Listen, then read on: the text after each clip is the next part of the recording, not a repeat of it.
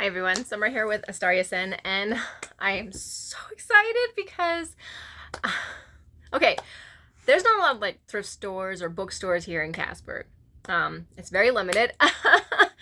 And when I was in California, I think I told you guys about this. When I was in California, I had gone to a local bookstore there called Tom's Used Books, and he had a set of books that I really wanted called the Enchanted World series. It's 21 books, and it was quite expensive to get all the books. So I didn't manage to get them. It was too much money for me at the time for me to get the whole collection.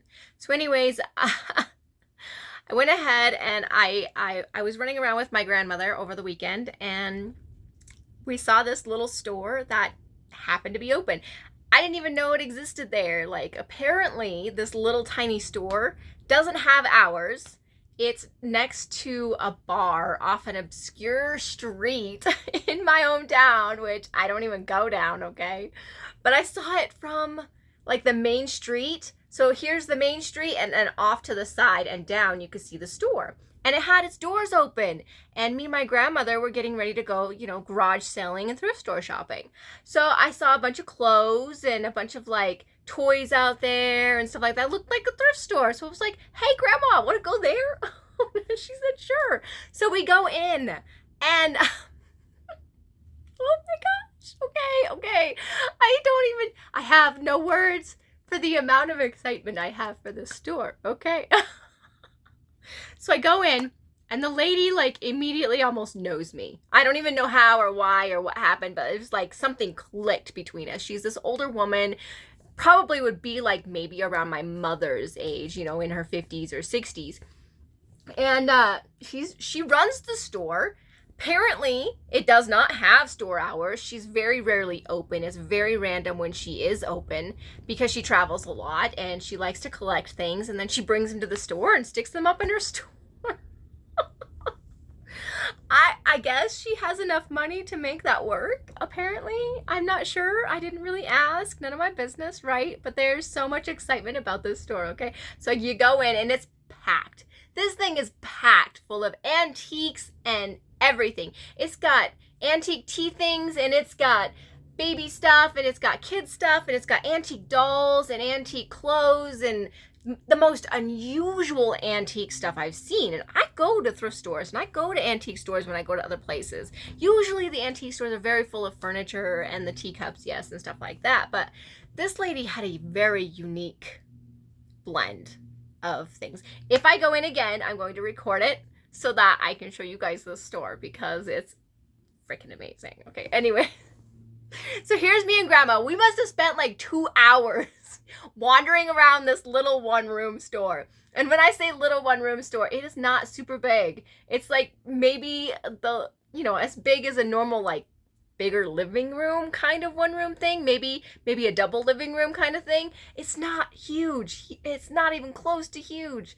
So we're wandering around in this store and everything, and there's an entire book section. Oh my gosh, I about died. Here's why. Because she had some of the Enchanted World series. Oh my gosh. Okay, so I gotta show you guys, okay? And I'm gonna show you a little bit more of detail on these. This one right here is the one I'm currently reading. It's called Magical Beasts. And yes, it talks about unicorns and stuff like that. I will turn you around at some point in this video and show you all of these little books and everything. But I ended up getting I got 5 of them, okay? 3 of them are first editions. 2 of them are second editions. And they are books that were done by Time Life back in the 80s, okay? Highly researched, all right? This bibliography is insane, okay?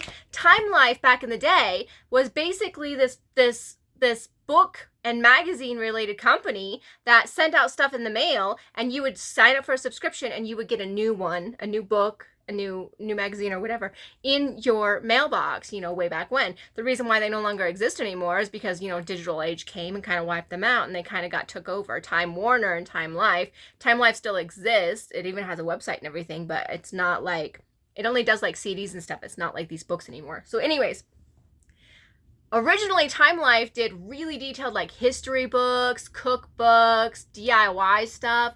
So they had an extensive research team, and this was their research on folklore and mythology. And they presented it to the world as if it was real, okay? And I'm so excited for that, because in my world, it is very real, okay? These are real to me. These are my things. These are the things that I love, and I'm so excited for all of them. The 21 book series is like, it has everything in it. It's like, this one's magical beasts, right? This one's about dwarves, okay? This one's called Fabled Lands. All of them have this like cloth cover with the gilding in it and these really gorgeous pictures. This one's Wizards and Witches. And by the way, I'm going to link somebody down in the description, a channel that I just found when I was doing some research on these books, by the way, that talks about these books too, and way more stuff about like the pre-Raphaelite stuff and everything else. So if you want to go check that out, please do so, because her channel's already amazing, and I just found her and I'm like, how did I not know she existed? Anyways, I'm digressing here. Okay, and then the other one is Legends of Valor. But this is just some of them. They have one about giants and they have one about fairies. And guys, I need the one about fairies so badly. But this is all she had. I did leave my phone number with her.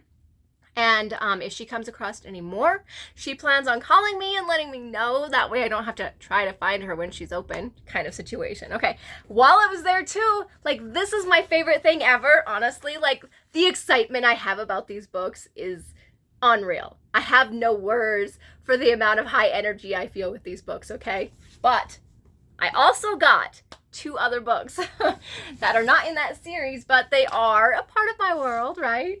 So this one is called Fairies, and it's by somebody named Susan Scalora. Now, it's not really like folklore or anything like that. This is kind of just like a fun little book. That the lady who writes it is actually a photography artist, and she had makeup people do it and everything else. But she presents these fairies in a story-like way, and I will talk about this book another time in more detail for you guys. But it is cute, and I enjoy it. The next one I got is the 25th anniversary edition of Fairies, with the Brian Frown fairies, right? I do have the original, okay? Here's the original one, and I've had it for a while, and then here's the 25th anniversary edition. The only real difference, okay, other than, what's on the cover and what's on the back, is that in this edition, there is a little bit more art and like 1 or 2 more little stories that go with it. Okay, that's really the only difference. I did do like a full-on side-by-side look at these. And if you guys would like to see a side-by-side look at these, I can do that for you. Just let me know down in the comments.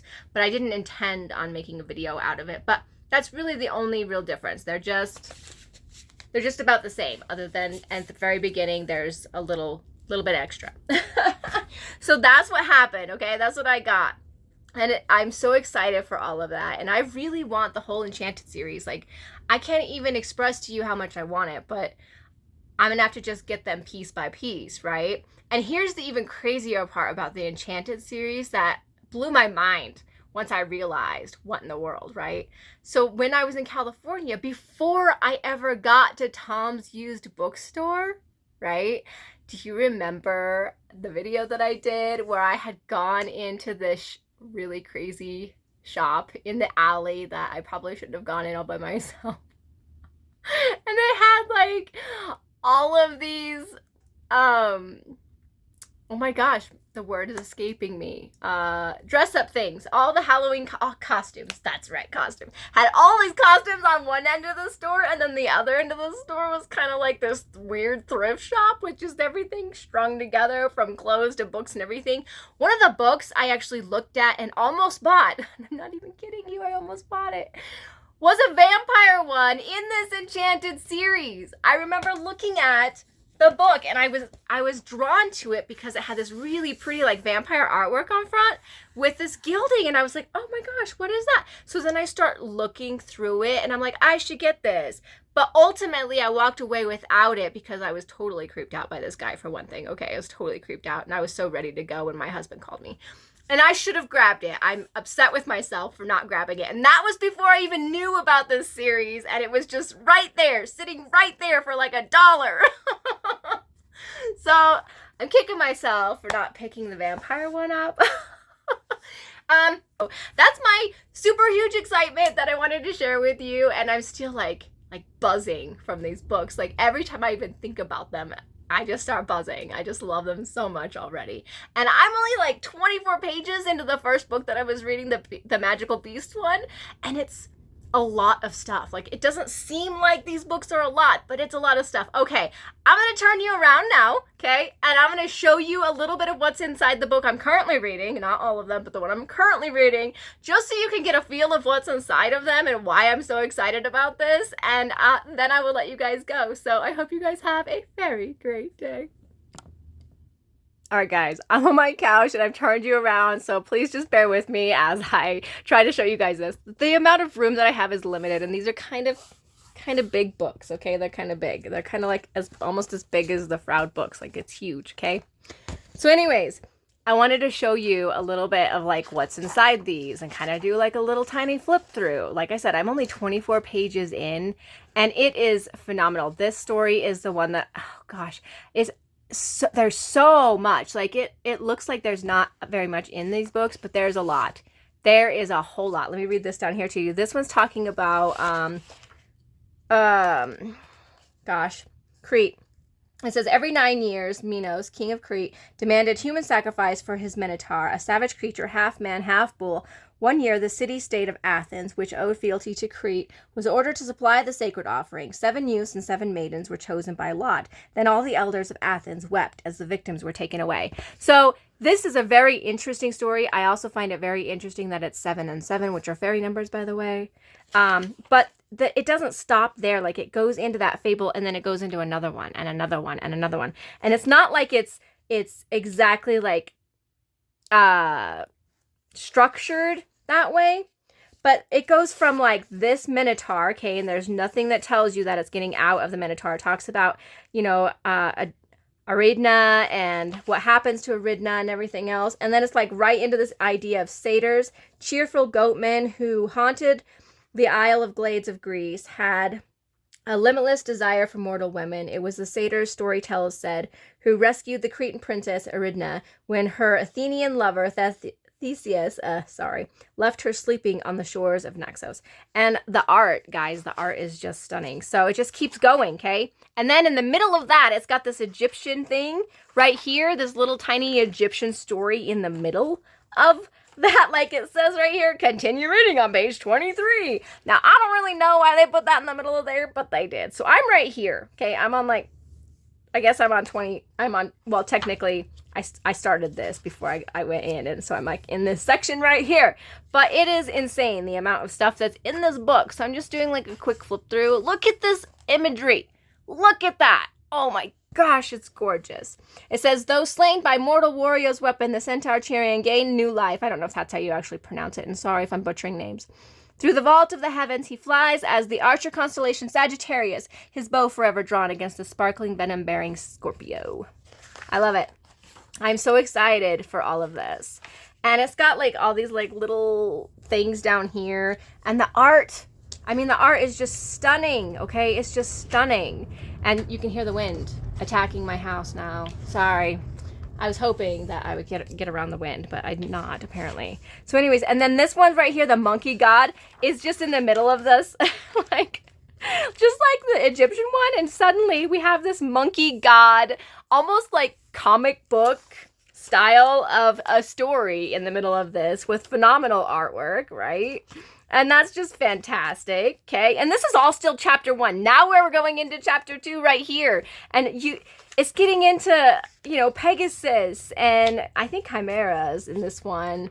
And then it keeps going, okay? It keeps going. We get to a point where we actually get to unicorns, which I'm super, super stoked to start reading. And here's another one, like right in the middle of things, Japan's Winged War Masters. I think these are just little stories from alternate places. Like most of this stuff takes place in like Europe and Ireland and stuff like that.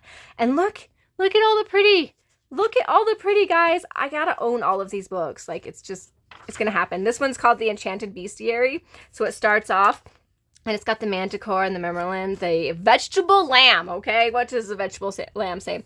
Venturesome travelers to the realm of the Tartars on the shores of the Caspian Sea reported sightings of small woolly beasts that popped from the ripening gourds of certain trees. Valued for its warm wool, the barmets, or little lamb in the Tartan tongue, had a short, cruel life. The barmets remained rooted by an umbilical cord to its pod, feeding on the grasses that surrounded its trees. When no grass remained within its reach, the lamb died. Oh my gosh, that's so sad. And it's got the basilisk, the catapulpas, and the golem. What in the world is that? I don't know. I'm so excited to learn these things. Okay, Paragon of Purity. This is where we go into the enchanted land of unicorns. So excited for the unicorn one. I can't wait to look at how dark this is. Like, it's kind of dark, guys. Oh my gosh. Okay, so I'm sorry. I am just like, I just love these so much. But I want to get back here to the back here because I want to show you guys something that is so interesting, okay, about these books. And all of them have it, okay? So first off, you can come back here. Now I'm going to get to that for a second.